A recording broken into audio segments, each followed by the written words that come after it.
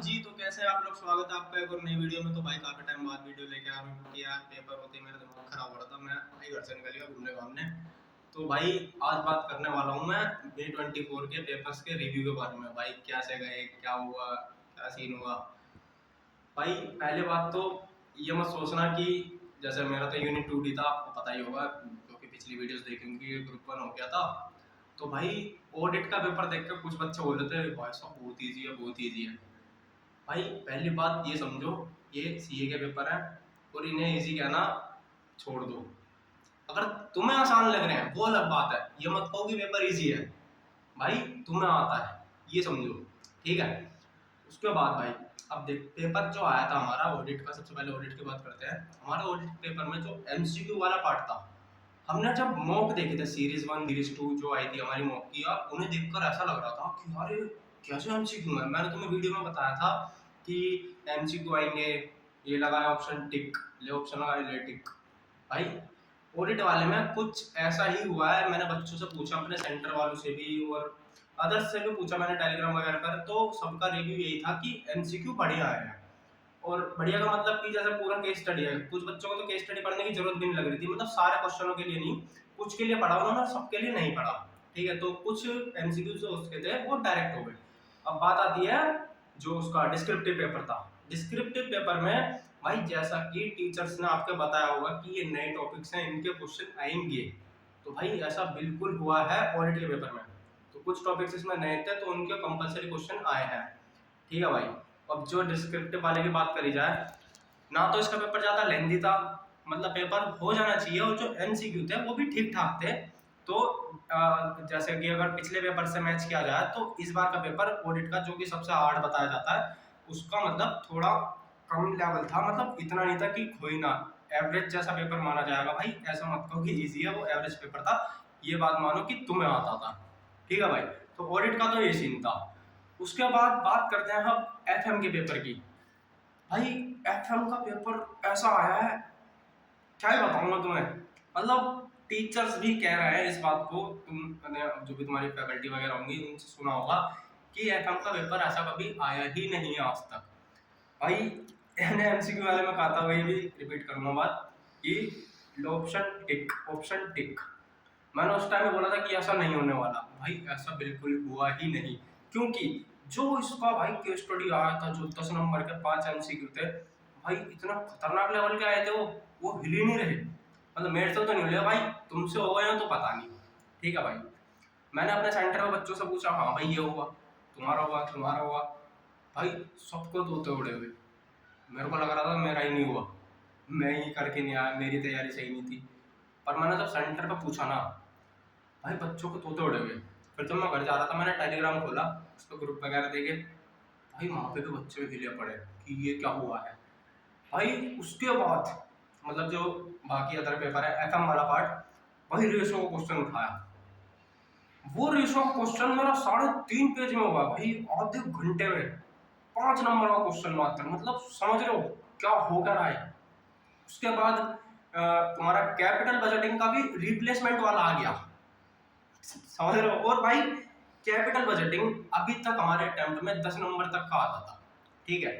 और जो 5 का आता था वो रिस्क एनालिसिस से आ जाता था, उसको 10 का बनाते थे जो एनालिसिस वाला पार्ट बनाकर। वो तो अब है ही नहीं, इसलिए एनपीवी दे देते बस। ठीक है। अब की रिप्लेसमेंट आया, उसमें एनपीवी निकालने को आया, उसमें पीआई निकालने को आया, उसी में डिस्काउंटेड पेबैक पीरियड भी निकालने को आया, और वो सब सिर्फ 7 नंबर में। मतलब भाई हद होती है। उसके बाद जो तुम्हारा कॉस्ट ऑफ कैपिटल है भाई 10 नंबर का आता है। बस उसमें क्या था, तुमसे बस पर्टिकुलरली कॉस्ट पूछ ली थी, वो सिर्फ 6 नंबर का दे दिया बस उसमें। अब तुम एक बात बताओ, कॉस्ट निकालने वेटेड एवरेज कॉस्ट निकालने का क्वेश्चन आता है जो कि 10 नंबर का आता है। ठीक है। भाई उसमें क्या करता है, उससे प्रोडक्ट वगैरह करके सीधा बैक निकाल देते हैं।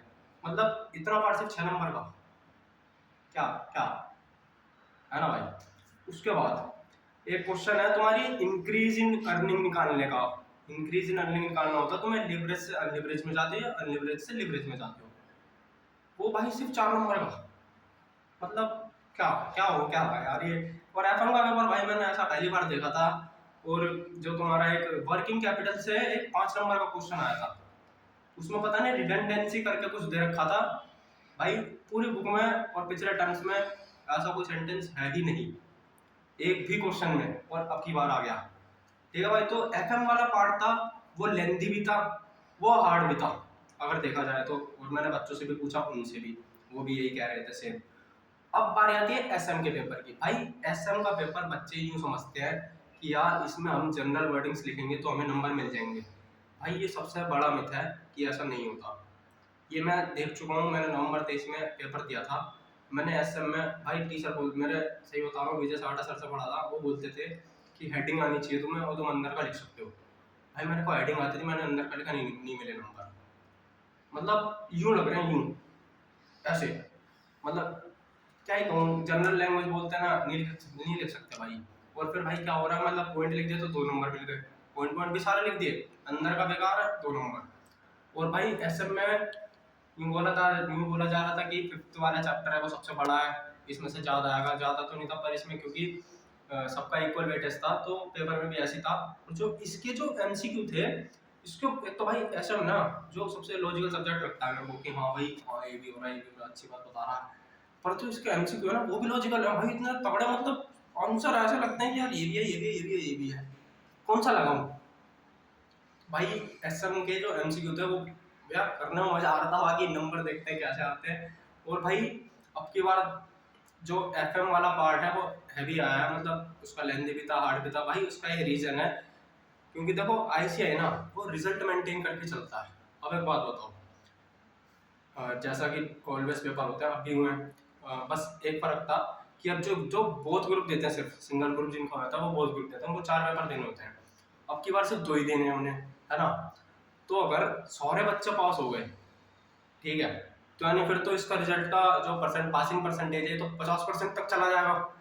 तो यानी भाई इससे तो फिर गड़बड़ हो जाएगी ना। तो मतलब ये पता था कि इनमें से एक आधी पेपर तो हार्ड आने वाला है, पर हार्ड ऑडिट का बन सकता था, इन्होंने एफएम का कर दिया जो कि मतलब इजी पड़ता बच्चों को, उन्होंने उसी को हार्ड बना दिया। अब बच्चे का सोच रहे थे 2 पेपर है यूं निकालेंगे मैटर खत्म। भाई आप खुद खत्म होने की बात आने वाली है, देखते हैं बाकी क्या होता है। और let's hope for the best. और भाई तुम्हारा भी जैसे गया वो पेपर कमेंट सेक्शन में बताना।